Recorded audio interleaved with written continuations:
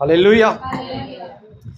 ಇಲ್ಲಿ ದೇವರ ವಾಕ್ಯ ಹೇಳ್ತಾ ಇದೆ, ಆತನು ಯಜ್ಞ ಹೋರಿಗಳನ್ನು ಮೆಚ್ಚುವಂಥ ದೇವರಲ್ಲ, ಬದಲಾಗಿ ಕುಗ್ಗಿದ ಮನಸ್ಸೇ ಆತನಿಗೆ ಇಷ್ಟ ಯಜ್ಞ. ಹಲ್ಲೆಲೂಯಾ. ಅಲ್ಲಿ ಮೇಲ್ಗಡೆನೇ ಇದೆ, ನಿನಗೆ ಯಜ್ಞಗಳಲ್ಲಿ ಅಪೇಕ್ಷೆ ಇಲ್ಲ, ಅಪೇಕ್ಷೆ ಇದ್ದಿದ್ರೆ ನಾನು ಸಮರ್ಪಿಸ್ತಾ ಇದ್ದೆ, ಸರ್ವಾಂಗ ಹೋಮಗಳಲ್ಲಿ ನಿನಗೆ ಸಂತೋಷ ಇಲ್ಲ. ಹಲ್ಲೆಲೂಯಾ.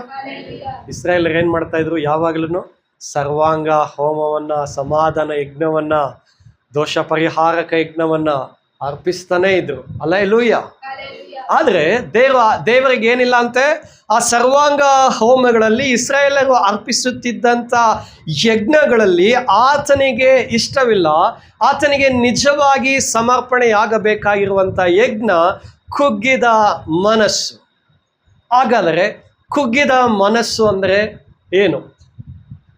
ನಾವೆಲ್ಲ ಭಾಳ ಚಿಂತೆ ಮಾಡಿ ಕುಗ್ಗೋಗಿರ್ತೀವಿ. ಬಹಳ ಪ್ರಯಾಸಪಟ್ಟು, ಬಹಳ ಅವಮಾನಕ್ಕೊಳಗಾಗಿ, ಹಿಂಸೆಗೊಳಗಾಗಿ, ಶರೀರದಲ್ಲಿ ಬಲಹೀನತೆಗೆ ಒಳಗಾಗಿ ಕುಗ್ಗೋಗಿರ್ತೀವಿ. ಅಂಥ ಕುಗ್ಗುವಿಕೆಯನ್ನು ದೇವರು ಅಪೇಕ್ಷಿಸ್ತಾ ಇದ್ದಾರಾ? ಎಲ್ಲೇ ಕಷ್ಟಪಡೋರೆ, ಹೊರವತ್ತವರೇ, ನೀವೆಲ್ಲರೂ ನನ್ನ ಬಳಿಗೆ ಬನ್ನಿರಿ, ನೀವು ಬಹಳ ಪ್ರಯಾಸಪಟ್ಟು ಕುಗ್ಗೋಗಿದ್ದೀರಾ, ಬಹಳ ದುಃಖದಿಂದ ಕುಗ್ಗೋಗಿದ್ದೀರಾ, ನೀವೇ ನನಗೆ ಇಷ್ಟವಾದ ಯಜ್ಞ ಅಂತ ಇದ್ದೀರಾ? ಹಲ್ಲೆಲೂಯಾ. ಹಾಗಾದರೆ ದೇವರಿಗೆ ಕುಗ್ಗಿದ ಮನಸ್ಸು ಯಜ್ಞವಾಗಿ ಸಮರ್ಪಿಸಲ್ಪಡುವುದು ಬಹಳ ಇಷ್ಟವಾಗಿದೆ. ಹಾಗಾದರೆ ಕುಗ್ಗಿದ ಮನಸ್ಸು ಅಂದರೆ ಏನೆಂಬುದನ್ನು ನಾವು ಚೆನ್ನಾಗಿ ಅರಿತವರಾಗಿರಬೇಕು. ಅದಕ್ಕಾಗಿ ದೇವರು ಇದನ್ನು ಮಾತನಾಡ್ತಾ ಇದ್ದಾರೆ. ಕುಗ್ಗಿದ ಮನಸ್ಸು ಅಂದರೆ ಮೊದಲನೇದಾಗಿ ಅಹಂಕಾರ ಮತ್ತು ಹೆಮ್ಮೆಯಿಂದ ದೂರವಾಗಿರುವಂಥದ್ದು. ಏನು? ಹಲ್ಲೆಲೂಯಾ. ಯಾರಿಗೆಲ್ಲ ಅಹಂಕಾರ ಇದೆ, ಯಾರಿಗೆಲ್ಲ ಹೆಮ್ಮೆ ಇದೆ, ನಾವು ನಮ್ಮ ಹೃದಯಗಳನ್ನು ಪರೀಕ್ಷಿಸಿ ತಿಳ್ಕೊಳ್ಳಬೇಕು. ಎದುರುಗಡೆ ನೋಡೋರಿಗೆ ನಮ್ಮಲ್ಲಿ ಅಹಂಕಾರ ಹೆಮ್ಮೆ ಇದೆಯಾ ಇಲ್ವೋ ಅಂತ ಗೊತ್ತಿಲ್ವೋ? ನಮಗೆ ಚೆನ್ನಾಗಿ ಗೊತ್ತಿರುತ್ತಾ ನೀವೇನು ಅಂತ, ನಿಮ್ಮ ಸ್ವಭಾವ ಏನು ಅಂತ, ಯಾರ್ಯಾರ ಮುಂದೆ ಹೇಗೆ, ಯಾವ್ಯಾವ ಪರಿಸ್ಥಿತಿಗಳಲ್ಲಿ ಹೇಗೆ ಇರ್ತೀರಾ, ನಿಮ್ಮ ಮನಸ್ಸು, ನಿಮ್ಮ ಆಲೋಚನೆಗಳು ಹೇಗೆ ಇರ್ತವೆ ಅನ್ನೋದು ನಿಮಗೆ ಬಹಳ ಚೆನ್ನಾಗಿ ಗೊತ್ತಿಲ್ವಾ? ಗೊತ್ತಿದೆ. ಹಲ್ಲೆಲೂಯಾ. ಹಾಗಾಗಿ ಕುಗ್ಗಿದ ಮನಸ್ಸು ಎಂದರೆ ಮೊದಲನೇದಾಗಿ ಅಹಂಕಾರ ಮತ್ತು ಹೆಮ್ಮೆಯಿಂದ ದೂರವಾಗಿರುವಂಥದ್ದೇ ಆಗಿದೆ. ವಾಕ್ಯವನ್ನು ನೋಡಿಕೊಳ್ಳೋಣ. ಯಾಕೋಬನ ಪತ್ರಿಕೆ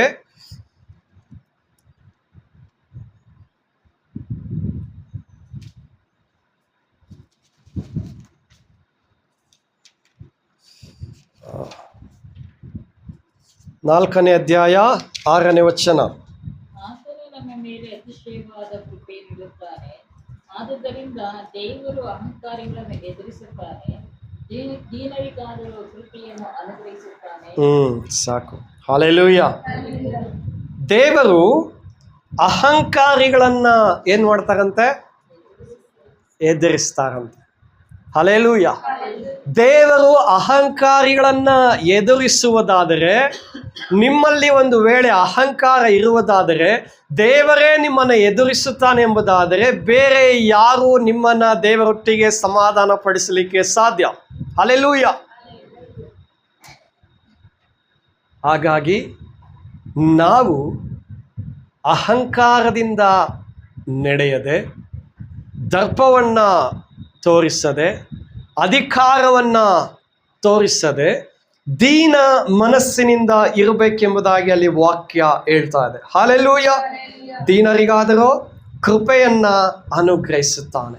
ಕುಗ್ಗಿದ ಮನಸ್ಸುಳ್ಳವರಾಗಿ ನಾವು ದೇವರ ಮುಂದೆ ಕಾಣಿಸಿಕೊಳ್ಳಬೇಕಾದರೆ, ನಾವು ಬಲಹೀನರಾಗಿ ಕಂಡು ಬರಬೇಕಂತಲ್ಲ, ಬಹಳ ಹಿಂಸೆಯನ್ನು ಅನುಭವಿಸುವವರಾಗಿ ಆತನ ಮುಂದೆ ಕಂಡು ಬರಬೇಕಂತಲ್ಲ, ಅವಮಾನಗಳನ್ನು ಹೊಂದಿದವರಾಗಿ ಆತನ ಮುಂದೆ ಕಂಡು ಬರಬೇಕಂತಲ್ಲ, ಅಹಂಕಾರ ರಹಿತ ಹೃದಯ ಉಳ್ಳವರಾಗಿ ಆತನ ಮುಂದೆ ಕಾಣಿಸಿಕೊಳ್ಳಬೇಕು. ಹಲ್ಲೆಲೂಯಾ. ಅಹಂಕಾರ ಎಲ್ಲಿಂದ ಬರ್ತದೆ? ಹೃದಯದ ಅಂತರಾಳದಿಂದನೇ ಬರುತ್ತೆ. ಹಲ್ಲೆಲೂಯಾ. ಆ ಅಹಂಕಾರ ನಮ್ಮನ್ನ ಅವಿಧೇಯತ್ವಕ್ಕೆ ನಡೆಸ್ತದೆ. ಅಹಂಕಾರವು ಯಾವ ಅಧಿಕಾರಕ್ಕೂ ನಮ್ಮನ್ನು ಒಳಪಡಿಸದಾಗೆ ವಿರೋಧಕ್ಕೆ ನಮ್ಮನ್ನು ನಡೆಸ್ತದೆ. ಆ ಅಹಂಕಾರವು ಯಾವ ಜನರನ್ನು ಸಹ ಮರ್ಯಾದೆಯಿಂದ ಕಾಣದ ಹಾಗೆ ನಮ್ಮನ್ನು ನಡೆಸ್ತದೆ. ಹಾಲೆಲೂಯ. ಅಂಥ ಅಹಂಕಾರಿಗಳನ್ನು ದೇವರು ತಾನೇ ಎದುರಿಸುವವನಾಗಿ ಇದ್ದಾನೆ. ಯಾರನ್ನಾದರೂ ನೋಡಿದ್ರೆ ನೀವು ಮುಖ ತೀರಿಸ್ಕೊಳ್ತೀರಾ? ಅಹಂಕಾರದಿಂದ ಮಾತಾಡಿಸ್ತೀರಾ? ಹಾಲೆಲೂಯ. ನೀವು ನಿಮ್ಮ ಹೃದಯಗಳನ್ನು ಪರೀಕ್ಷಿಸಿಕೊಳ್ಳಬೇಕು. ಮತ್ತೊಂದು ವಾಕ್ಯ ನೋಡೋಣ. ಫಿಲಿಪಿಯರಿಗೆ ಬರೆದ ಪತ್ರಿಕೆ 2ನೇ ಅಧ್ಯಾಯ 3ನೇ ವಚನ.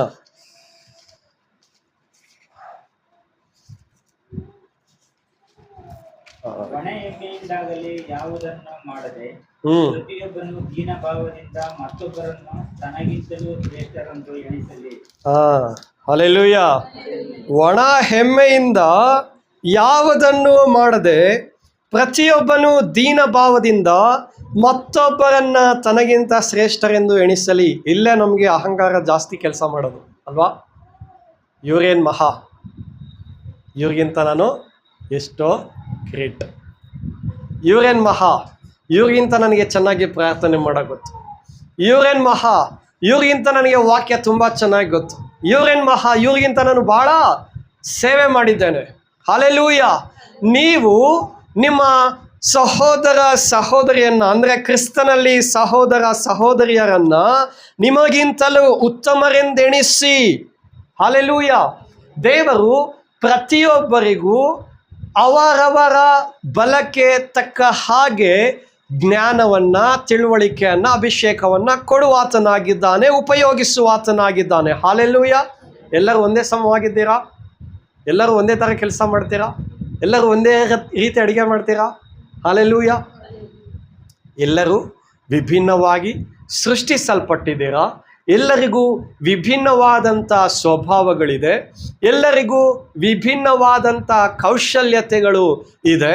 ಅದಕ್ಕೆ ಪವಿತ್ರಾತ್ಮನ ವರಗಳ ವಿಷಯದಲ್ಲಿ ನಾವು ನೋಡುವಾಗಲೂ ಸಹ ಪವಿತ್ರಾತ್ಮನು ತನ್ನ ಚಿತ್ತಕ್ಕೆ ತಕ್ಕ ಹಾಗೆ ಅವರವರಿಗೆ ವರಗಳನ್ನು ಕೊಡ್ತಾನೆ ಎಂಬುದಾಗಿ ವಾಕ್ಯವನ್ನು ನೋಡ್ತೇವೆ. ಈಗ ದೇವರು ಒಬ್ಬರನ್ನ ಉಪಯೋಗಿಸುವ ರೀತಿಯಲ್ಲಿ ಇನ್ನೊಬ್ಬರನ್ನ ಉಪಯೋಗಿಸುವುದಿಲ್ಲ. ಹಲ್ಲೆಲೂಯ. ಅದಕ್ಕೆ ಪೌಲನು ಹೇಳ್ತಾನೆ, ನಾನು ಬೀಜವನ್ನು ನೆಟ್ಟೆನು, ಅಪೊಲ್ಲೋಸನು ನೀರನ್ನು ಹೊಯ್ದನು, ಬೆಳೆಸುವವನು. ಹಲ್ಲೆಲೂಯ. ಹಾಗಾದರೆ ದೇವರ ರಾಜ್ಯದಲ್ಲಿ ಕೆಲಸ ಉಂಟು. ನೀವೆಲ್ಲರೂ ಕ್ರಿಸ್ತನ ದೇಹದಲ್ಲಿ ಏನಾಗಿದ್ದೀರಾ? ಹಲ್ಲೆಲೂಯ. ಕ್ರಿಸ್ತನ ದೇಹದಲ್ಲಿ ಅಂಗಗಳಾಗಿರುವಂಥ ನೀವು, ಒಬ್ಬರು ಕಣ್ಣಾಗಿರ್ಬೋದು, ಒಬ್ಬರು ತಲೆಯಾಗಿರ್ಬೋದು, ಒಬ್ಬರು ಕಿವಿಯಾಗಿರ್ಬೋದು, ಒಬ್ಬರು ಮೂಗಾಗಿ, ಬಾಯಾಗಿ, ಕೈ ಕಾಲುಗಳಾಗಿ ಇರ್ಬೋದು. ಈ ಕಣ್ಣನ್ನು ನೋಡಿ ಅಹಂಕಾರದಿಂದ ಮಾತಾಡಿಸಿ ನೀನೇನು ಕೆಲಸ ಮಾಡ್ತೀಯ, ಕೆಲಸ ಮಾಡೋದೆಲ್ಲ ನಾನೇನೆ ಅಂತ ದರ್ಪ ತೋರಿಸುವುದಾದರೆ, ಕಣ್ಣು ಕಾಣದೇನೆ ಕೈ ಕೆಲಸ ಮಾಡಲಿಕ್ಕೆ ಸಾಧ್ಯನಾ? ಹಲ್ಲೆಲೂಯ. ಎಲ್ಲರಿಗೂ ಅವರವರದ್ದೇ ಆದಂಥ ಕೆಲಸಗಳು ಉಂಟು. ಎಲ್ಲರನ್ನೂ ದೇವರು ತನ್ನ ರಾಜ್ಯದಲ್ಲಿ ತನ್ನ ಚಿತ್ತಕ್ಕೆ ತಕ್ಕ ಹಾಗೆ ಉಪಯೋಗಿಸುವವನಾಗಿದ್ದಾನೆ. ಆದ್ದರಿಂದ ಅಲ್ಲಿ ದೇವರ ವಾಕ್ಯ ಹೇಳ್ತಾ ಇದೆ, ನೀನು ಒಣ ಹೆಮ್ಮೆಯಿಂದ ಮಾಡಬೇಡ. ನಿಮ್ಗೇನಾದ್ರೂ ಕೆಲಸ ಹೇಳುವಾಗ ನೀವೇನು ಮಾಡಬಾರ್ದಂತೆ? ಒಣ ಹೆಮ್ಮೆಯಿಂದ ಮಾಡಬಾರ್ದಂತೆ. ಈ ಕೆಲಸ ಮಾಡೋಕ್ಕೆ ನನ್ನ ಬಿಟ್ಟರೆ ಬೇರೆ ಯಾರೂ ಇದ್ದಾರೆ? ಯಾರಾದರೂ ಇದ್ದಾರಾ? ಚಾನ್ಸ್ ಇಲ್ಲ. ಇಲ್ಲಿ ನಿಂತ್ಕೊಂಡು ವಾಕ್ಯ ಅನ್ಸ್ಬೇಕಂದ್ರೆ ನಾನು ಮಾತ್ರ ನೆನೆಸ್ಬೇಕು. ನನ್ನ ಬಿಟ್ಟು ಇನ್ಯಾರ್ಯಾರು ವಾಕ್ಯ ಚೆನ್ನಾಗಿ ಗೊತ್ತಿದ್ಯಾ? ಯಾವುದೇ ಕಾರಣಕ್ಕೂ ಅವ್ರು ಹೆಂಗೆ ವಾಕ್ಯ ಅನಿಸ್ತಾರೆ? ಅವ್ರ ಮನೇಲಿ ವಾಕ್ಯನೇ ಓದಲ್ಲ. ನನಗೆ ಗೊತ್ತಲ್ವಾ? ಭಾಳ ಚೆನ್ನಾಗಿ ಗೊತ್ತು ನನಗೆ ಅವ್ರ ಮನೇಲಿ ವಾಕ್ಯ ಓದ್ತಾರ ಇಲ್ಲೋ ಅಂತ. ಹಲ್ಲೆಲೂಯ. ದೇವರು ನಿಮ್ಮನ್ನು ಯಾವ ಯಾವ ಜವಾಬ್ದಾರಿಯಲ್ಲಿ ನಿಲ್ಲಿಸಿದ್ದಾರೋ ಆ ಜವಾಬ್ದಾರಿಗಳಲ್ಲಿ ನೀವು ಕೆಲಸವನ್ನು ಮಾಡುವಾಗ ಇತರರನ್ನ ನಿಮಗಿಂತ ಹೀನರೆಂಬುದಾಗಿ ಎಡೆಸುವುದೇ ಒಣ ಹೆಮ್ಮೆ. ಹಲ್ಲೆಲೂಯ. ಆ ಒಣ ಹೆಮ್ಮೆಯಿಂದ ನೀವು ಕೆಲಸ ಮಾಡಿದರೆ ನಿಮಗೆ ಪ್ರತಿಫಲ ಸಿಗುತ್ತಾ? ಹಲ್ಲೆಲೂಯ. ಯಾಕೆ? ಜನರು ನೀವು ಮಾಡುವಂಥ ಕೆಲಸವನ್ನು ನೋಡ್ಬೋದು, ಶಬಾಷ್ ಎಷ್ಟು ಚೆನ್ನಾಗಿ ಕೆಲಸ ಮಾಡಿದ್ದೀರಾ. ಈಗ ಮ್ಯಾಚ್ ಬ್ರದರ್ನ ನೋಡ್ಬಿಟ್ಟು ಆಚೆ ಏನು ಬ್ರದರ್ ಎಷ್ಟು ಸಕ್ಕತ್ತಾಗಿ ಕೆಲಸ ಮಾಡಿದ್ದೀರಾ, ನಿಮ್ಮ ಥರ ಕೆಲಸ ಮಾಡೋಕೆ ಸಿಗಬೇಕು ಅಂತ ಅಂದರೆ ನಾನು ಅವರನ್ನು ಹೊಗಳಿದ ಹಾಗಾಯಿತು. ಆದರೆ ಅವರು ಅದನ್ನು ಪ್ರೀತಿಯಿಂದ ದೀನ ಭಾವದಿಂದ ಮಾಡಿದ್ದಾರೆ ಅಥವಾ ಒಣ ಹಿಂಬೆಯಿಂದ ಮಾಡಿದ್ದಾರೆ. ಅದನ್ನು ನೋಡುವ ಆತನು ಯಾರಾಗಿದ್ದಾನೆ? ಯಾಕೆ? ಆತನು ಹೃದಯವನ್ನು ಪರಿಶೀಲಿಸುವಂಥ ದೇವರು. ಹಾಲೆಲೂಯ. ಹೃದಯವನ್ನು ಪರಿಶೀಲಿಸುವ ದೇವರಿಗೆ ನೀವು ಯಾವ ಆಲೋಚನೆಯಿಂದ, ಯಾವ ಮನಸ್ಥಿತಿಯಿಂದ ಅದನ್ನು ಮಾಡ್ತಾ ಇದ್ದೀರಾ? ದೀನ ಭಾವದಿಂದ, ಕರ್ತನ ಸೇವೆ ಎಂಬುದಾಗಿ ಭಯಭಕ್ತಿಯಿಂದ ಮಾಡ್ತಾ ಇದ್ದೀರಾ? ಅಥವಾ ಗರ್ವ ಅಹಂಕಾರದಿಂದ, ಒಣ ಹೆಮ್ಮೆಯಿಂದ ನನ್ನ ಬಿಟ್ಟರೆ ಈ ಕೆಲಸವನ್ನು ಅಚ್ಚುಕಟ್ಟಾಗಿ ಮಾಡೋಕ್ಕೆ ಇನ್ಯಾರೂ ಇಲ್ಲ ಎಂಬುದಾಗಿ ಮಾಡ್ತಾ ಇದ್ದೀರಾ? ಅದನ್ನು ದೇವರು ತಾನೇ ನೋಡುವಾತನಾಗಿದ್ದಾನೆ. ನೋಡುವಂಥ ದೇವರು ಅಹಂಕಾರಿಗಳನ್ನು ಏನು ಮಾಡ್ತಾರಂತೆ? ಎದುರಿಸುತ್ತಾರೆ. ಹಾಗಾಗಿ ನೀವು ಮಾಡುವ ಕೆಲಸಗಳನ್ನು, ನೀವು ಚರ್ಚಲ್ಲಿ ಕಸ ಗುಡಿಸಿದ್ರು, ಆಚೆ ಸುವಾರ್ತೆ ಸಾರಕ್ಕೆ ಹೋದ್ರೂ, ನಿಮ್ಮಿಂದ 10 ಕುಟುಂಬ ರಕ್ಷಣೆಗೆ ಬಂದ್ರೂ, ನಿಮ್ಮಿಂದ ಒಬ್ಬರಿಗೆ ಸಹಾಯವಾದ್ರೂ, ಹಲ್ಲೆಲೂಯ, ನೀವು ಒಣ ಹೆಮ್ಮೆಯಿಂದ ಇರದೇನೆ ಮತ್ತೊಬ್ಬರನ್ನು ನಿಮಗಿಂತಲೂ ಶ್ರೇಷ್ಠರೆಂದು ಹಲ್ಲೆಲೂಯ ಎಣಿಸ್ತೀರಾ? ಎಣಿಸುವ ಮನಸ್ಸು ನಮಗಿದೆಯಾ? ಈಗ ಜೊತೆಕ ಅಡುಗೆ ಮಾಡ್ತಾ ಇದ್ದಾರೆ. ಜೊತೆಕನ ಬದಲಿಗೆ ಬೇರೆ ಯಾರಾದರೂ ಅಡುಗೆ ಮಾಡೋಕ್ಕೆ ಬಂದರೆ ಆವಾಗ ಹೇಗಿರುತ್ತೆ? ಬರೀ ಅವ್ರು ಮಾತ್ರ ಅಲ್ಲ, ಒಬ್ಬೊಬ್ಬರಿಗೂ ದೇವರು ಅನೇಕ ಜವಾಬ್ದಾರಿಗಳನ್ನು ಕೊಟ್ಟಿದ್ದಾರೆ. ನಿಮ್ಮಲ್ಲಿ ಅನೇಕರನ್ನು ಅಭಿಷೇಕಿಸಿದ್ದಾರೆ. ಅನೇಕರು ಸೇವೆಗೆಲ್ಲ ಹೋಗಿ ಬಂದಿದ್ದೀರಾ. ಈಗ ನೀವು ಮಾಡುತ್ತಾ ಇದ್ದಂಥ ಕೆಲಸಕ್ಕೆ ಬದಲಾಗಿ ದೇವರು ಇನ್ನೊಬ್ಬರನ್ನು ನೇಮಿಸಿದರೆ ನೀವೇನು ಮಾಡ್ತೀರಾ? ನನಗಿಂತ ಚೆನ್ನಾಗಿ ಮಾಡ್ತಾರೆ ಇವರು, ನಾನು ನೋಡೇ ಬಿಡ್ತೇನೆ ಅಲ್ವಾ? ಹಲ್ಲೆಲೂಯ. ಆದರೆ ನಮ್ಮ ಮನಸ್ಸು ಹೇಗಿರಬೇಕಂತೆ? ದೇವರು ಇವರನ್ನು ನೇಮಿಸಿದ್ದಾರೆ ಅಂದರೆ ಇವರು ನನಗಿಂತಲೂ ಶ್ರೇಷ್ಠರಾಗಿ ಇದ್ದಾರೆ. ನಾನು ಇನ್ನೂ ಪ್ರಯಾಸಪಟ್ಟು ನನಗೆ ಕೊಡಲ್ಪಟ್ಟಂಥ ಜವಾಬ್ದಾರಿಯಲ್ಲಿ, ದೇವರು ನನ್ನನ್ನು ನಡೆಸುವಂಥ ಮಾರ್ಗದಲ್ಲಿ ಇನ್ನೂ ನಾನು ಸಹ ಶ್ರೇಷ್ಠನಾಗಿ ಕಂಡು ಬರಬೇಕು. ಹಲ್ಲೆಲೂಯ. ಆ ಮನಸ್ಸು ನಮಗೆ ಇರುವಾಗ ಅಹಂಕಾರ ನಮ್ಮನ್ನು ಬಿಟ್ಟು ಹೋಗ್ತದೆ. ಮತ್ತೊಬ್ಬರನ್ನು ನಮಗಿಂತ ಶ್ರೇಷ್ಠರೆಂದೆಣಿಸುವಾಗ, ಮತ್ತೊಬ್ಬರೊಟ್ಟಿಗೆ ನಾವು ದೀನ ಭಾವದಿಂದ ಬಳಕೆಗೆ ಬರುವಾಗ ಅಹಂಕಾರಕ್ಕೆ ನಮ್ಮಲ್ಲಿ ಸ್ಥಳ ಇರುವುದಿಲ್ಲ. ಹಲ್ಲೆಲೂಯ.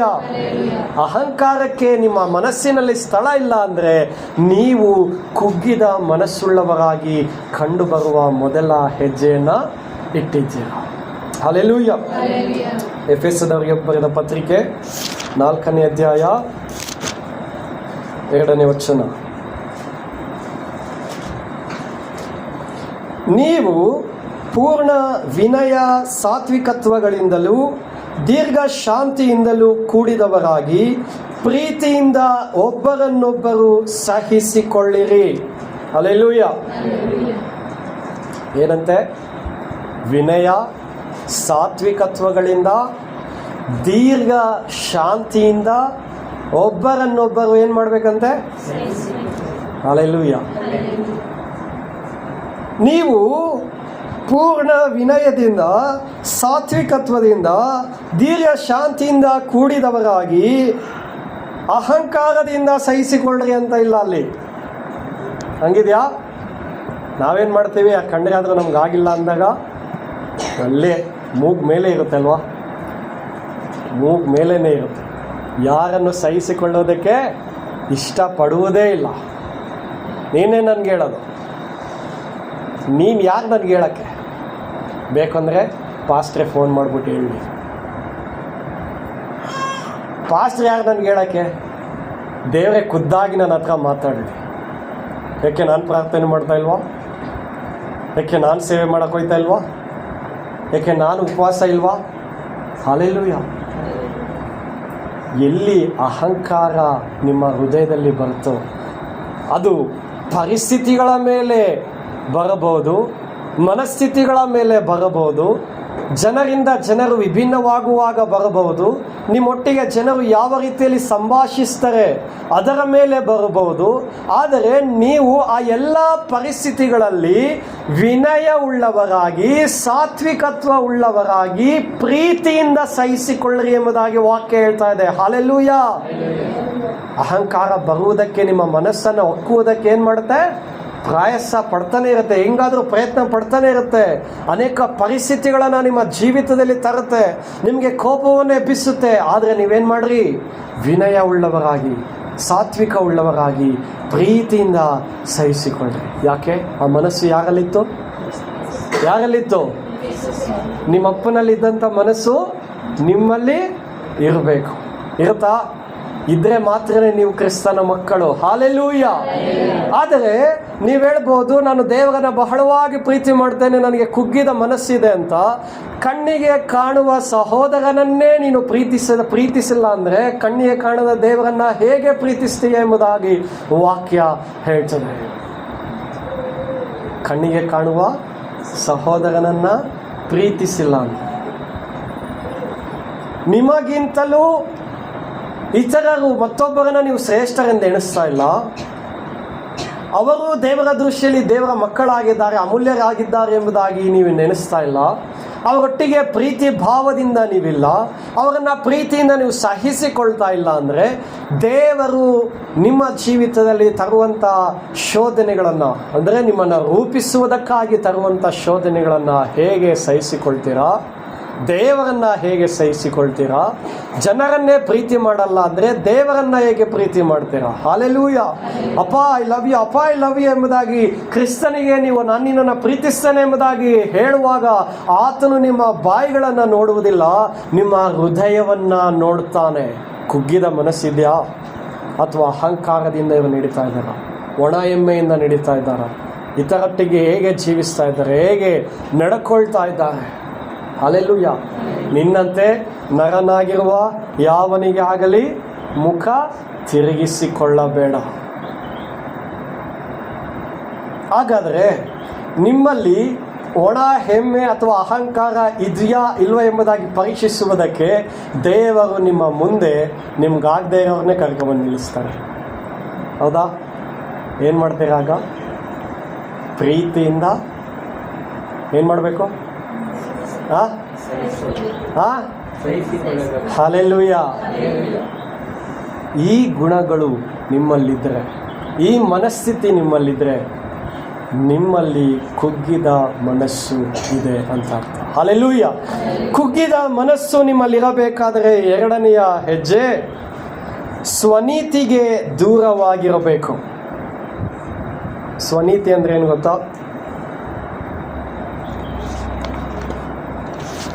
ಸ್ವನೀತಿ ಅಂದ್ರೆ ಏನು?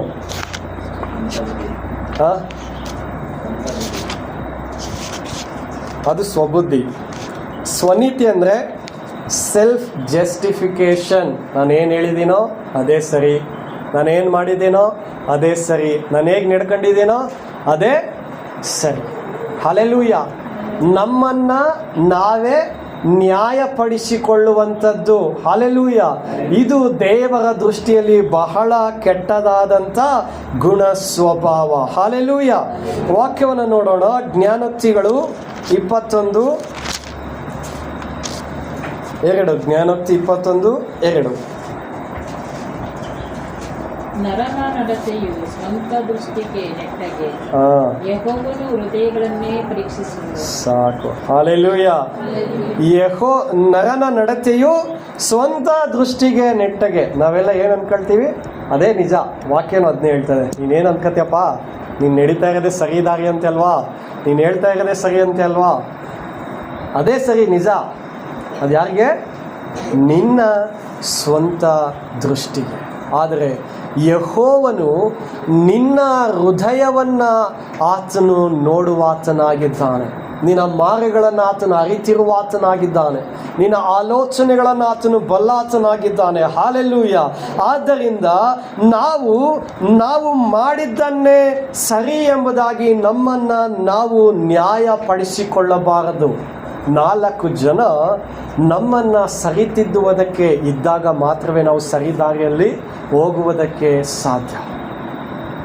ಅದಕ್ಕಾಗಿಯೇ ದೇವರು ಆತನ ಆತ್ಮನಿಂದ ತುಂಬಲ್ಪಟ್ಟವರನ್ನು, ಆತನಿಂದ ಅಭಿಷೇಕಿಸಲ್ಪಟ್ಟವರನ್ನು, ಹಿರಿಯರನ್ನು ನಮ್ಮ ಸುತ್ತಲೂ ಇಟ್ಟಿದ್ದಾರೆ. ಯಾಕೆಂದರೆ ನಾವು ನಮ್ಮನ್ನು ನಾವು ನ್ಯಾಯಪಡಿಸಿಕೊಳ್ಳದೆ ನೀತಿ ಮಾರ್ಗದಲ್ಲಿ, ಕ್ರಿಸ್ತನ ನೀತಿ ಮಾರ್ಗದಲ್ಲಿ ನಡೆಯಬೇಕೆಂಬುದಾಗಿ. ಹಲ್ಲೆಲೂಯಾ. ನಿಮ್ಮನ್ನು ನೀವೇ ನ್ಯಾಯಪಡಿಸಿಕೊಳ್ಳುವುದಾದರೆ ದೇವರ ಮುಂದೆ ಕುಗ್ಗಿದ ಮನಸ್ಸುಳ್ಳವರಾಗಿ ಕಂಡು ಬರಲಿಕ್ಕೆ ಹೇಗೆ ಸಾಧ್ಯ ಉಂಟಾ? ದೇವರು ನಿಮ್ಮನ್ನು ಮೆಚ್ಚುತ್ತಾರೆ ಅಂತೀರಾ? ನಿಮ್ಮ ಪ್ರಾರ್ಥನೆ ಕೇಳಲ್ಪಡ್ತದೆ ಅಂತೀರಾ? ಹಲ್ಲೆಲೂಯಾ. ಹಾಗಾದರೆ ನಿಮ್ಮ ಪ್ರಾರ್ಥನೆ ಕೇಳಲ್ಪಡಬೇಕಾದರೆ, ದೇವರಿಗೆ ನೀವು ಮೆಚ್ಚುಗೆ ಉಳ್ಳವರಾಗಿ ಕಂಡು ಬರಬೇಕಾದರೆ ನಿಮ್ಮಲ್ಲಿ ಸ್ವನೀತಿ ಇರಬಾರದು. ನಿಮ್ಮನ್ನು ನೀವು ನ್ಯಾಯಪಡಿಸಿಕೊಳ್ಳುವಂಥದ್ದು ಇರಬಾರದು. ಹಲ್ಲೆಲೂಯಾ. ದಾವೀದನು ಯಾವಾಗಲೂ ಪ್ರಾರ್ಥನೆ ಮಾಡ್ತಾ ಇದ್ದ, ಅಪ್ಪ ನಾನು ತಪ್ಪಾದ ಮಾರ್ಗದಲ್ಲಿ ನಡೀತಾ ಇದ್ದೇನೋ ಏನೋ, ನನ್ನನ್ನು ಸರಿ ಮಾರ್ಗದಲ್ಲಿ ನಡೆಸು. ನಿನ್ನ ಆಜ್ಞಾವಿಧಿಗಳನ್ನು ನನಗೆ ಕಲಿಸು. ಯಾಕೆಂದರೆ ಆಗ ನಾನು ಅವುಗಳ ಮೇಲೆ ದೃಷ್ಟಿ ಇಟ್ಟು ನಿನ್ನ ನೀತಿ ಮಾರ್ಗದಲ್ಲಿ ನಡೀತೇನೆ. ನೀವು ಯಾವತ್ತಾದರೂ ಪ್ರಾರ್ಥನೆ ಮಾಡಿದ್ದೀರಾ? ದೇವರೇ, ನಾನು ತಪ್ಪಾದ ಮಾರ್ಗದಲ್ಲಿ ಹೋಗ್ತಾ ಇದ್ದೀನೋ ಏನೋ ನನಗೆ ಗೊತ್ತಿಲ್ಲ, ದಯಮಾಡಿ ನನ್ನನ್ನು ಸರಿ ಮಾರ್ಗದಲ್ಲಿ ನಡೆಸಪ್ಪ. ನಾನು ಹೆಂಗೆ ಹೋಗ್ತಾ ಇದ್ದೀನಿ ಅದೇ ಕರೆಕ್ಟು. ದೇವ್ರಿಗಿದೇನೋ ಭಾಳ ಚೆನ್ನಾಗಿ ಗೊತ್ತು. ದೇವ್ರಿಗೆ ಗೊತ್ತಾಗೋದಿಲ್ವಾ?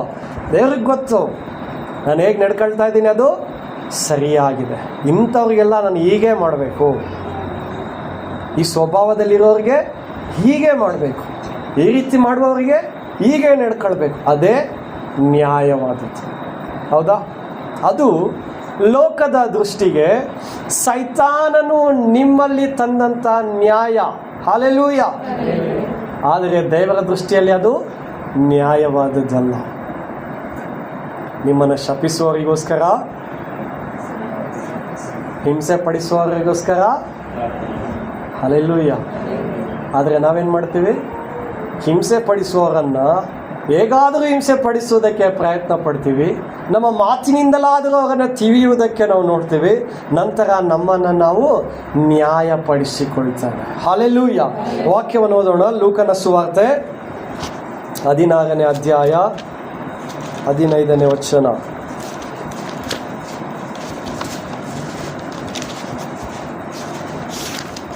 ಆಗ ಆತನು ಅವರಿಗೆ ಹೇಳಿದ್ದೇನೆಂದರೆ, ಮನುಷ್ಯರ ಮುಂದೆ ನೀತಿವಂತರೆಂದು ತೋರಿಸಿಕೊಳ್ಳುವವರು ನೀವು, ಆದರೆ ದೇವರು ನಿಮ್ಮ ಹೃದಯಗಳನ್ನು ತಿಳಿದುಕೊಂಡಿದ್ದಾನೆ. ಮನುಷ್ಯರಲ್ಲಿ ಶ್ರೇಷ್ಠವೆನಿಸಿಕೊಳ್ಳುವಂಥದ್ದು ದೇವರ ದೃಷ್ಟಿಯಲ್ಲಿ ಆಶ್ರಯವಾಗಿದೆ. ಧರ್ಮಶಾಸ್ತ್ರವು, ಪ್ರವಾದಿಗಳು. ಸಾಕು. ಹಲ್ಲೆಲೂಯಾ. ಇಲ್ಲಿ ವಾಕ್ಯ ಹೇಳ್ತಾ ಇದೆ, ಯೇಸು ಸ್ವಾಮಿ ಖುದ್ದಾಗಿ ಹೇಳ್ತಾ ಇದ್ದಾರೆ, ಮನುಷ್ಯರ ಮುಂದೆ ನೀತಿವಂತರೆಂದು ತೋರಿಸಿಕೊಳ್ಳುವವರು ನೀವು, ಆದರೆ ದೇವರು ನಿಮ್ಮ ಹೃದಯಗಳನ್ನು ತಿಳುಕೊಂಡಿದ್ದಾನೆ. ಮನುಷ್ಯರಲ್ಲಿ ಶ್ರೇಷ್ಠವೆನಿಸಿಕೊಳ್ಳುವಂಥದ್ದು ದೇವರ ದೃಷ್ಟಿಯಲ್ಲಿ ಏನಾಗಿದೆ? ಅಸಹ್ಯವಾಗಿದೆ ಅಂತೆ. ಹಲ್ಲೆಲೂಯಾ. ನಿಮ್ಮನ್ನು ನೀವು ನ್ಯಾಯಪಡಿಸಿಕೊಳ್ಳುವಂಥದ್ದು, ಮನುಷ್ಯರ ಮುಂದೆ ನಿಮ್ಮನ್ನು ನೀತಿವಂತರೆಂಬುದಾಗಿ ತೋರ್ಪಡಿಸಿಕೊಳ್ಳುವಂಥದ್ದು ದೇವರ ದೃಷ್ಟಿಗೆ ಅಸಹ್ಯಕರವಾಗಿದೆ. ಯಾಕಂದರೆ ಆತನು ನಿಮ್ಮ ಹೃದಯವನ್ನು ನೋಡುವ ಆತನಾಗಿದ್ದಾನೆ. ನೀವು ನಿಜವಾಗಿಯೂ ದೇವರ ಮುಂದೆ ನೀತಿವಂತರಾಗಿ ಕಾಣಿಸಿಕೊಳ್ಳಬೇಕಾದರೆ ಮೊದಲು ನಿಮ್ಮನ್ನು ನೀವು ನ್ಯಾಯಪಡಿಸಿಕೊಳ್ಳುವುದನ್ನು ಬಿಡಬೇಕು. ನೀವು ಆಡಿದ ಮಾತುಗಳನ್ನು ನ್ಯಾಯಪಡಿಸಿಕೊಳ್ಳುವುದನ್ನು ಬಿಡಬೇಕು. ನಿಮ್ಮನ್ನು ತಿದ್ದುವುದಕ್ಕೆ ಒಪ್ಪಿಸಿಕೊಡಬೇಕು. ಹಲ್ಲೆಲೂಯಾ. ದೇವರ ದೃಷ್ಟಿಯಲ್ಲಿ ನೀತಿವಂತರಾಗುವಂಥದ್ದಕ್ಕೆ ಮಾಡಬೇಕಾದ ಕಾರ್ಯಗಳನ್ನು ಮಾಡಬೇಕು. ದೇವರ ದೃಷ್ಟಿಯಲ್ಲಿ ನೀತಿವಂತರಾಗಬೇಕಂದ್ರೆ ಏನು ಮಾಡಬೇಕು? ಪ್ರೀತಿಸಬೇಕು, ಸಹಿಸಿಕೊಳ್ಳಬೇಕು, ಕ್ಷಮಿಸಬೇಕು. ಹಲ್ಲೆಲೂಯಾ. ವಿನಯ ಉಳ್ಳವರಾಗಿ ಸಾತ್ವಿಕತೆಯಿಂದ ಪೂರ್ಣ ಪ್ರೀತಿಯಿಂದ ಸಹಿಸಿಕೊಳ್ಳಬೇಕು. ಹಲ್ಲೆಲೂಯಾ. ದೀನರ ಸಂಗಡ ಬಳಕೆಯಾಗಿ ಇರಬೇಕು. ಹಲ್ಲೆಲೂಯಾ. ಈ ಮನಸ್ಸು ನಿಮ್ಮಲ್ಲಿದ್ದರೆ ಆಗ ನೀವು ದೇವರ ದೃಷ್ಟಿಯಲ್ಲಿ ನೀತಿವಂತರಾಗಿ ಕಾಣಿಸ್ತೀರ. ಹಲ್ಲೆಲೂಯ. ಹಾಗಾದರೆ ನಿಮ್ಮಲ್ಲಿ ಕುಗ್ಗಿದ ಮನಸ್ಸಿರಬೇಕಂದ್ರೆ ನಿಮ್ಮಲ್ಲಿ ಎರಡನೇದಾಗಿ ಏನಿರಬಾರ್ದು? ಆಮೇಲೆ ಹಲ್ಲೆಲೂಯ, ನಿಮ್ಮನ್ನು ನೀವು ನ್ಯಾಯಪಡಿಸಿಕೊಳ್ಳುವಂಥದ್ದು ಇರಬಾರ್ದು. ಮೂರನೇದಾಗಿ ವಾಕ್ಯವನ್ನು ನೋಡೋಣ. ಮೂರನೇ ವಿಷಯ, ನಾವು ಕುಗ್ಗಿದ ಮನಸ್ಸುಳ್ಳವರಾಗಿ ಇರಬೇಕಂದರೆ ಅದಕ್ಕೆ ಮೂರನೆಯ ಹೆಜ್ಜೆ ಹಠಮಾರಿತನ ಅಥವಾ ಮೊಂಡತನಕ್ಕೆ ದೂರವಾಗಿ ಇರಬೇಕು. ಇದು ಅನೇಕರಲ್ಲಿ ಆಗಾಗ್ಗೆ ಬರ್ತಾನೆ ಇರುತ್ತಲ್ವ. ವಾಕ್ಯವನ್ನು ನೋಡೋಣ. 1 ಸಮುವೇಲ 15:23.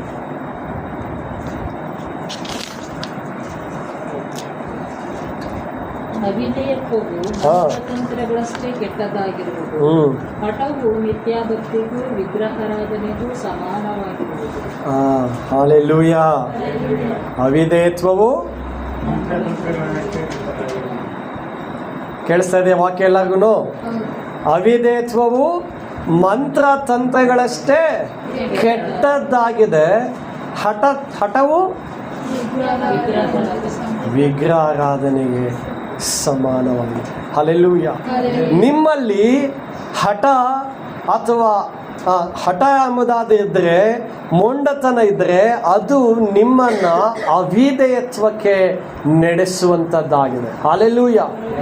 ಯಾವ ವಿಷಯದಲ್ಲಿ ನೀವು ಹಠ ಉಳ್ಳವರಾಗಿದ್ದೀರೋ?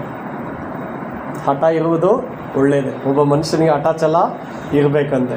ಹಠಾಚಲ ಇದ್ರೇ ಒಬ್ಬ ಮನುಷ್ಯ ಮುಂದೆ ಬರೋಕ್ಕೆ ಸಾಧ್ಯ. ಆದರೆ ಯಾವ ವಿಷಯದಲ್ಲಿ ನೀವು ಹಠಮಾರಿಗಳಾಗಿದ್ದೀರಾ, ಆ ಹಠವು ವಿಗ್ರಹಾರಾಧನೆಯಾಗಿದೆಯಂತೆ. ದೇವರ ಚಿತ್ತಕ್ಕೆ ವಿರುದ್ಧವಾದಂಥ ವಿಷಯಗಳಲ್ಲಿ ನೀವು ಹಠಮಾರಿಗಳಾಗಿ ಮೊಂಡರಾಗಿದ್ದೀರಾ ಏನೋ ನಿಮ್ಮನ್ನು ನೀವೇ ಪರೀಕ್ಷೆ ಮಾಡಿಕೊಳ್ಳಬೇಕು. ಹಲ್ಲೆಲೂಯ. ಯೆರೆಮೀಯನ ಪ್ರವಾದನೆ ಗ್ರಂಥ 7ನೇ ಅಧ್ಯಾಯ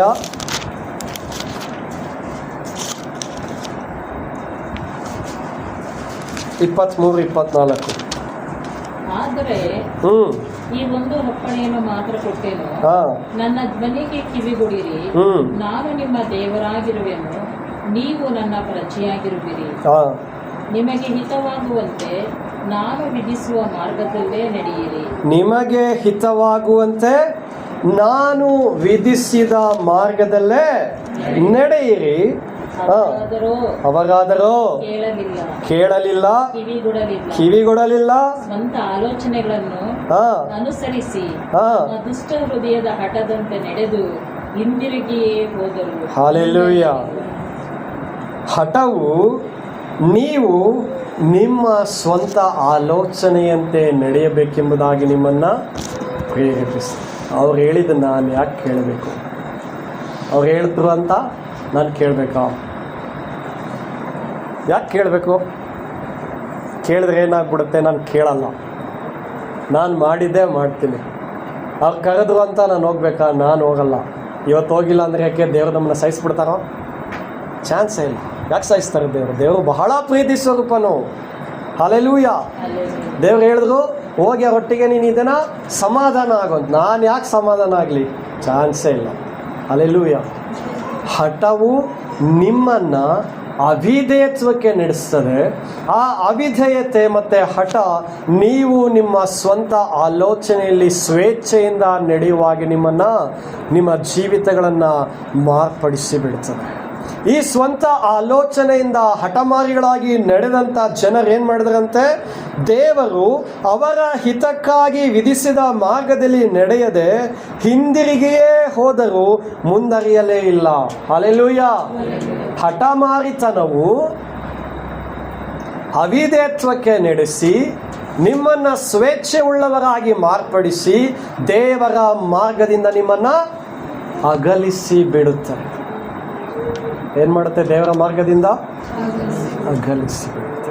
ಇಸ್ರಾಯೇಲರು ದೇವರನ್ನು ಹಿಂಬಾಲಿಸಿ ನಡೀತಾ ಇದ್ದಾರೆ. ಆತನ ಅದ್ಭುತ ಕಾರ್ಯಗಳನ್ನು ನೋಡ್ತಾ ಇದ್ದಾರೆ, ಅತಿಶಯ ಕಾರ್ಯಗಳನ್ನು ನೋಡ್ತಾ ಇದ್ದಾರೆ, ಪರಲೋಕದಿಂದ ಸುರಿಯುವ ಮನ್ನವನ್ನು ತಿಂತಾ ಇದ್ದಾರೆ.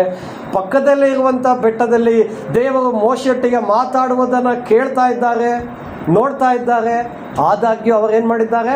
ಹಠಮಾರಿಗಳಾಗಿ ಮೊಂಡರಾಗಿ ತಮ್ಮ ಸ್ವಂತ ಆಲೋಚನೆಯಂತೆ ನಡೆದು ಬಸವನ ಮೂರ್ತಿಯನ್ನ ಪೂಜೆ ಮಾಡಿ. ಎಲ್ಲಿ? ದೇವರ ಎದುರುಗಡೆ ಅಲ್ವಾ? ನಾವು ಸಹ ಹಠಮಾರಿಗಳಾಗಿದ್ದೇವೆ. ಹಠಮಾರಿಗಳಾಗಿರುವಂಥ ನಾವು ದೇವರ ಮಾರ್ಗದಿಂದ ಅಗಲಿ ಹೋಗಿರುತ್ತೇವೆ. ಆದರೆ ನಮಗೇನು ಗೊತ್ತಿಲ್ಲ, ದೇವರ ಮಾರ್ಗದಿಂದ ನಾವು ಅಗಲಿ ಹೋಗಿದ್ದೇವಂತ ಅರಿವು ಇಲ್ಲ. ಸಭೆಗೆ ಮಾತ್ರ ಬರ್ತಾ ಇದ್ದೇವೆ, ಸಭೆಗೆ ಬರ್ತಾ ಇದೆ. ಎಲ್ಲಿದ್ದೀರಾ ನೀವು? ದೇವ್ರ ಜೊತೆನೇ ಇದ್ದೀನಿ. ಎಲ್ಲಿದ್ದೀರಾ ನೀವು? ಚರ್ಚಲ್ಲೇ ಇದ್ದೀನಿ. ಎಲ್ಲಿದ್ದೀರಾ ನೀವು? ಪ್ರಾರ್ಥನೆನೇ ಮಾಡ್ತಾ ಇದ್ದೀನಿ. ಆದರೆ ನಿಜವಾಗಿ ದೇವರ ಮಾರ್ಗದಲ್ಲಿ ನಿಂತಿದ್ದೀರಾ? ಯಾಕಂದರೆ ಹಠವು ನಿಮ್ಮನ್ನು ಅವಿಧೇಯತ್ವಕ್ಕೂ ಸ್ವೇಚ್ಛೆತನಕ್ಕೂ ನಡೆಸ್ತದೆ. ದೇವರು ತಿಳಿಸಿದ ಮಾತುಗಳನ್ನೆಲ್ಲ ಕೈಕೊಂಡು ನಡೆಯುವ ಮನಸ್ಸು ನಿಮಗಿದೆಯಾ? ಕೈಕೊಂಡು ನಡೀತಾ ಇದ್ದೀರಾ? ದೇವ ಸೇವಕರ ಮೂಲಕವಾಗಿ ತಿಳಿಸುವಂಥ ಮಾತುಗಳಿಗೆ ವಿಧೇಯರಾಗಿ ನಡೀತಾ ಇದ್ದೀರಾ? ಅಲ್ಲೆಲ್ಲೂಯ್ಯ. ನಡೀತಾ ಇಲ್ಲ ಅಂದರೆ ನಿಮ್ಮಲ್ಲಿ ಏನಿದೆ? ಮೊಂಡುತನ ಇದೆ, ಹಠಮಾರಿತನ ಇದೆ. ಆ ಹಠಮಾರಿತನ ಮತ್ತು ಮೊಂಡುತನ ನಿಮ್ಮನ್ನೇನು ಮಾಡಿದೆ? ಸ್ವೇಚ್ಛೆತನಕ್ಕೆ, ನಿಮ್ಮ ಸ್ವಂತ ಆಲೋಚನೆಗೆ ವಿಧೇಯರಾಗಿ ನಡೆಯುವಂತೆ ನಿಮ್ಮನ್ನು ಪ್ರೇರೇಪಿಸಿ ನಡೆಸ್ತಾ ಇದೆ. ಇದು ದೇವರಿಗೆ ಅಸಹ್ಯವಾದದ್ದಾಗಿದೆ, ವಿಗ್ರಹಾರಾಧನೆಗೆ ಸಮವಾಗಿದೆ, ಮಂತ್ರತಂತ್ರಕ್ಕಿಂತಲೂ ಕೆಟ್ಟದ್ದಾಗಿದೆ. ಹಲ್ಲೆಲೂಯಾ.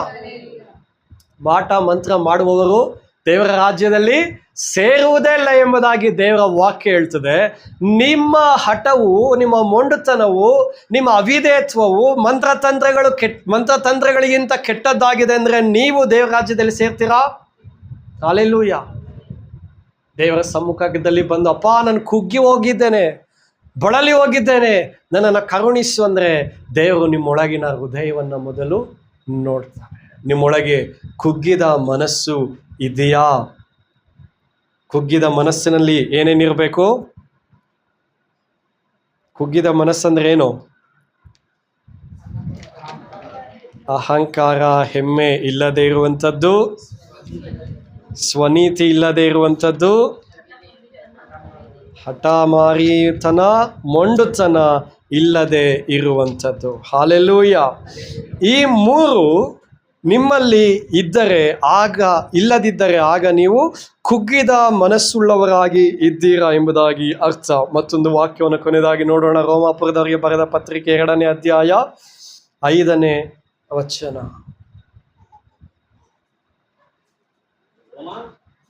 2:5.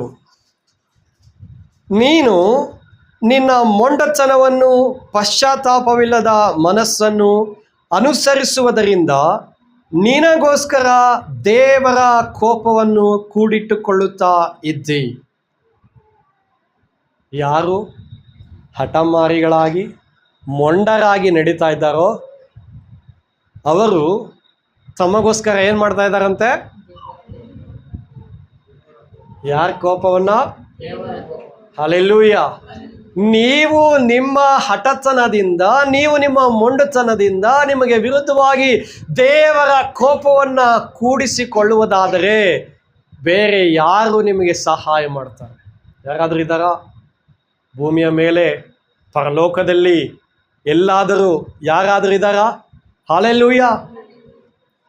ಅಂತ ಮೋಶೆನೇ ಹೋಗಿ, ಅಪ್ಪ ನೀನು ಇವ್ರನ್ನ ಕರುಣಿಸಲ್ಲ ಅಂದರೆ ನನ್ನನ್ನು ಬೇಕಾದರೆ ನೀನೇನು ಮಾಡು? ಸಾಯಿಸ್ಬಿಡು, ಜೀವಬಾಧ್ಯರ ಪಟ್ಟಿಯಿಂದ ನನ್ನ ಹೆಸರನ್ನೇ ಅಳಿಸ್ಬಿಡು. ಆದರೆ ಇವರನ್ನು ನೀನು ಕ್ಷಮಿಸು. ಇವ್ರು ಮೊಂಡರೆ, ಇವ್ರು ಸ್ವೇಚ್ಛತನದಿಂದ ನಡೀತಾನೆ ಇದ್ದಾರೆ, ಹಠಮಾರಿಗಳಾಗೇ ಇದ್ದಾರೆ. ಆದರೆ ನೀನೇನೋ ಮಾಡೋರನ್ನ ಕ್ಷಮಿಸು. ದೇವ್ರು ಮಾಡಿದ್ರೆ ದೇವ್ರೇನು ಹೇಳಿದ್ರು? ನಿನ್ನ ಹೆಸರನ್ನು ನಾನು ಅಳಿಸಲ್ಲ, ಇವ್ರ ಹೆಸರನ್ನೇ ಅಳಿಸ್ತಾನೆ. ಯಾರಾದರೂ ಆ ಜನರಲ್ಲಿ ಒಬ್ಬನಾದರೂ ಕಾನಾನ್ ದೇಶದಲ್ಲಿ ಕಾಲಿಟ್ನ? ಹಲ್ಲೆಲೂಯ. ಹಾಗಾದರೆ ನಾವು ಹಠಮಾರಿಗಳಾಗಿ ದೇವರ ಕೋಪವನ್ನು ಕೂಡಿಸಿಟ್ಟುಕೊಂಡರೆ ಬೇರೆ ಯಾವ ಸಹಾಯಕನೂ ನಮಗಿಲ್ಲ. ಆದರೆ ಕುಗ್ಗಿದ ಮನಸ್ಸುಳ್ಳವರಾಗಿ ಹಠಮಾರಿತನವನ್ನು, ಮೊಂಡುತನವನ್ನು ಬಿಟ್ಟು ನಮ್ಮನ್ನು ತಿದ್ದುವುದಕ್ಕೆ ಒಪ್ಪಿಸಿಕೊಡುವಾಗ, ಇದರೊಟ್ಟಿಗೆ ನಾವು ದೀನ ಭಾವದಿಂದ ಇರುವಾಗ, ಹೆಮ್ಮೆ ಅಹಂಕಾರದಿಂದ ನಡೆಯದೆ ಪೂರ್ಣ ಪ್ರೀತಿಯಿಂದ, ವಿನಯದಿಂದ ಸಹಿಸಿಕೊಳ್ಳುವವರಾಗಿ ನಾವಿರುವಾಗ ಆಗ ದೇವರು ನಮ್ಮನ್ನು ಕರುಣಿಸ್ತಾರೆ. ದೇವರಿಗೆ ಇಷ್ಟವಾದ ಯಜ್ಞಗಳಾಗಿ ನಾವು ಕಂಡು ಬರ್ತೇವೆ. ನೀವು ಪ್ರತಿ ಬಾರಿ ದೇವರ ಸಮ್ಮುಖಕ್ಕೆ ಬರುವಾಗೆಲ್ಲ, ದೇವರ ಸಮ್ಮುಖ ಅಂದರೆ ಬರೀ ಚರ್ಚಿಗಲ್ಲ, ನೀವು ನಿಮ್ಮ ಮನೆಗಳಲ್ಲಿ, ನಿಮ್ಮ ಏಕಾಂತಗಳಲ್ಲಿ ದೇವರ ಸಮ್ಮುಖವನ್ನು ಹುಡುಕುವಾಗಲೆಲ್ಲ ದೇವರ ದೃಷ್ಟಿಯಲ್ಲಿ ನೀವು ಅಮೂಲ್ಯರಾಗಿ ಶ್ರೇಷ್ಠವಾದಂಥ ಯಜ್ಞಗಳಾಗಿ ಕಂಡು ಬರ್ತೇವೆ. ಅಯ್ಯೋ, ನನಗೆ ಇಷ್ಟವಾದಂಥ ಯಜ್ಞ ನನ್ನ ಮುಂದೆ ಬಂದಿದೆ. ದೇವರಿಗೆ ಇಷ್ಟವಾದ ಯಜ್ಞವನ್ನು ಅರ್ಪಿಸುವಾಗ ಆತನು ಅದನ್ನು ಸವಿಯದೇ ಇರ್ತಾನೋ? ಹಲ್ಲೆಲೂಯಾ. ಸುಗಂಧ ವಾಸನೆಯಾಗಿ ನೀವು ಆತನಿಗೆ ಕಾಣಿಸಿಕೊಳ್ತೀರಾ. ಹಲ್ಲೆಲೂಯಾ. ಮತ್ತೆ ವಾಕ್ಯ ಕೊನೆಯದಾಗಿ ಕೀರ್ತನೆ 51:17 ಕುಗ್ಗಿದ ಮನಸ್ಸೇ ದೇವರಿಗೆ ಇಷ್ಟ. ದೇವರೇ, ಪಶ್ಚಾತ್ತಾಪದಿಂದ ಜಜ್ಜಿ ಹೋದ ಮನಸ್ಸನ್ನು ನೀನು ತಿರಸ್ಕರಿಸುವುದೇ ಇಲ್ಲ. ಈ ಪಶ್ಚಾತ್ತಾಪದಿಂದ ಜಜ್ಜಿ ಹೋದ ಮನಸ್ಸು ಅಂದರೆ ಯಾವಾಗಲೂ ನಾವು ನಮ್ಮ ತಪ್ಪುಗಳನ್ನು ಅರಿತು ದೇವರಿಗೆ ನಮ್ಮನ್ನು ಒಪ್ಪಿಸಿಕೊಡುವಂಥದ್ದು. ಏನು ಮಾಡೋದು? ನೀವು ತಪ್ಪು ಮಾಡಿದ್ದೀರಾ, ಇವತ್ತು ಇನ್ನೊಂದು ವರ್ಷ ಬಿಟ್ಬಿಟ್ಟು ದೇವ್ರ ಬಳಿ ಹೋಗೋದಲ್ಲ. ಪವಿತ್ರಾತ್ಮನು ಆ ಕ್ಷಣವೇ ನಿಮ್ಮನ್ನು ಎಚ್ಚರಿಸ್ತಾನೆ. ಎಚ್ಚರಿಸಿದ ಕ್ಷಣವೇ ಆತನ ಮುಂದೆ ಮೊಣಕಾಲೂರಿ ನಿಮ್ಮ ತಪ್ಪುಗಳನ್ನು ಒಪ್ಪಿಕೊಂಡು ನಿಮ್ಮನ್ನು ಬದಲಾಯಿಸುವಂತೆ, ಸರಿ ಮಾರ್ಗದಲ್ಲಿ ನಡೆಸುವಂತೆ ಒಪ್ಪಿಸಿಕೊಡುವಂಥದ್ದೇ ಪಶ್ಚಾತ್ತಾಪವುಳ್ಳ ಮನಸ್ಸು. ಹಲ್ಲೆಲೂಯಾ. ಅದು ನಿಮ್ಮಲ್ಲಿ ಇರಬೇಕು. ಕುಗ್ಗಿದ ಮನಸ್ಸಿದ್ದು ಪಶ್ಚಾತ್ತಾಪದ ಮನಸ್ಸಿಲ್ಲ ಅಂದ್ರೆ ವ್ಯರ್ಥ. ಪಶ್ಚಾತ್ತಾಪದ ಮನಸ್ಸಿದ್ದು ಕುಗ್ಗಿದ ಮನಸ್ಸಿಲ್ಲ ಅಂದ್ರೂ ವ್ಯರ್ಥ. ನೀವು ದೇವರ ಮುಂದೆ ಪರಿಪೂರ್ಣ ಯಜ್ಞಗಳಾಗಿ ಕಂಡು ಬರಬೇಕು. ಹಲ್ಲೆಲೂಯಾ. ಆಗ ಮಾತ್ರವೇ ದೇವರು ತಾನೇ ನಿಮ್ಮನ್ನು ಆಶೀರ್ವಾದ ಮಾಡಿ, ನಿಮ್ಮನ್ನು ಮೆಚ್ಚಿ, ಅನೇಕರಿಗೆ ನಿಮ್ಮನ್ನು ಸಾಕ್ಷಿಗಳಾಗಿ ಇಡ್ತಾನೆ. ಅದಕ್ಕೆ ದಾವಿದನಲ್ಲಿ ಇಂಥ ಮನಸ್ಸು ಇದ್ದದ್ದರಿಂದಲೇ ದೇವರು ಹೇಳಿದರು, ದಾವಿದನು ನನ್ನ ಹೃದಯಕ್ಕೆ ಒಪ್ಪುವ ಮನುಷ್ಯ. ದಾವಿದ ಮಾತ್ರ ಅಲ್ಲ, ನಾವುಗಳು ಸಹ ದೇವರ ಹೃದಯಕ್ಕೆ ಒಪ್ಪುವ ಮನುಷ್ಯರಾಗಿರುವುದಕ್ಕೆ ಸಾಧ್ಯ ಇದೆ. ಹೇಗೆ ಸಾಧ್ಯ ಆಗ್ತದೆ ಅಂದರೆ ಕುಗ್ಗಿದ ಮನಸ್ಸು ಇರಬೇಕು, ಪಶ್ಚಾತ್ತಾಪದ ಮನಸ್ಸು ಇರಬೇಕು. ಹಲ್ಲೆಲೂಯಾ. ದಾವಿದ ಆತನು ರಾಜನಾಗಿದ್ದರೂ ಒಂದು ದಿನವೂ ಸಹ ಅಹಂಕಾರದಿಂದ ಆತನು ನಡ್ಕೊಂಡದ್ದಿಲ್ಲ. ಯಾರನ್ನು ಸಹ ಆತನು ತನಗಿಂತ ಶ್ರೇಷ್ಠರೆಂಬುದಾಗಿ ಎಣಿಸಿದ್ದು, ತನಗಿಂತ ಕೀಳಾದವರು ಎಂಬುದಾಗಿ ಎಣಿಸಿದ್ದಿಲ್ಲ. ತಪ್ಪು ಮಾಡುವಾಗಲೆಲ್ಲ ಎಂದಿಗೂ ಸಹ ಆತನು ಓಡೋಗಿ ಅವಿತುಕೊಳ್ಳಲೇ ಇಲ್ಲ. ಸೌಲನ ಹಾಗೆ ತನ್ನನ್ನು ತಾನು ನ್ಯಾಯಪಡಿಸಿಕೊಳ್ಳಲಿಲ್ಲ. ಸೌಲ ಏನು ಮಾಡ್ದ? ಯುದ್ಧಕ್ಕೆ ಹೋದ.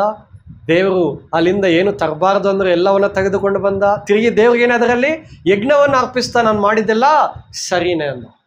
ಆದರೆ ದಾವಿದನು ಆತನ ತಪ್ಪನ್ನು ಅರಿತಾಗೆಲ್ಲ ದೇವರ ಮುಂದೆ ಸಾಷ್ಟಾಂಗವೇರಿ, ಅಪ್ಪ ನನ್ನನ್ನು ಕ್ಷಮಿಸಿ ಎಂಬುದಾಗಿ ಕೂಗುವನಾಗಿದ್ದ. ಹಲ್ಲೆಲೂಯಾ.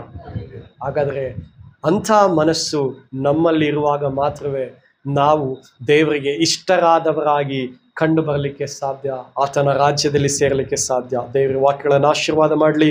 ಪ್ರಾರ್ಥನೆ ಮಾಡಿಕೊಳ್ಳೋಣ.